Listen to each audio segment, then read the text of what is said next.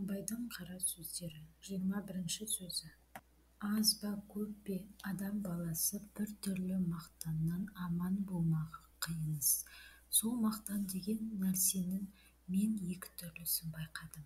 Біреуінің атын үлкендік деп атаймын, біреуін мақтаншақтық деймін.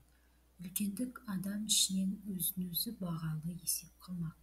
Яғни надан атанбастығын, жеңіл атанбастығын, мақтаншақ атанбастығын, әдепсіз, арсыз, байлаусыз, пайдасыз, сұрамшақ, өсекші, өтірікші, алдамшы, кеселді, осындай жарамсыз қылықтардан сақтанып, сол мінездерді бойына қорлық біліп, өзін ондайлардан зор есептемек.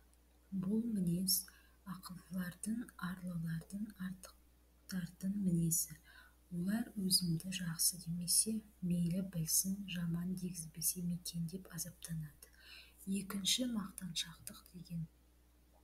Біреуі демесін демейді, десін дейді. Бай десін, батыр десін, қу десін, пысық десін, әрдайым не түрлі болса да дейсін деп азаптанып жүріп, демесінді ұмытып кетеді.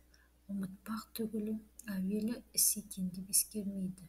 Бұндай мақтаншақтардың өзі үш түрлі болады. Біреуі жатқа мақтанарлық мақтанды іздейді. Ол надан, ләкин наданнан да болса адам.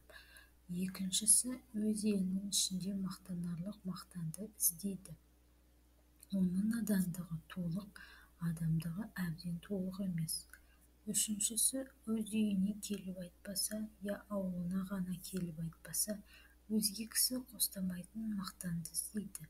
Ол наданның наданы, ләкин өзі адам емес. Жатқа мақталсам екен деген елім мақтаса екен дейді. Еліме мақталсам екен деген ағайыным мақтаса екен дейді.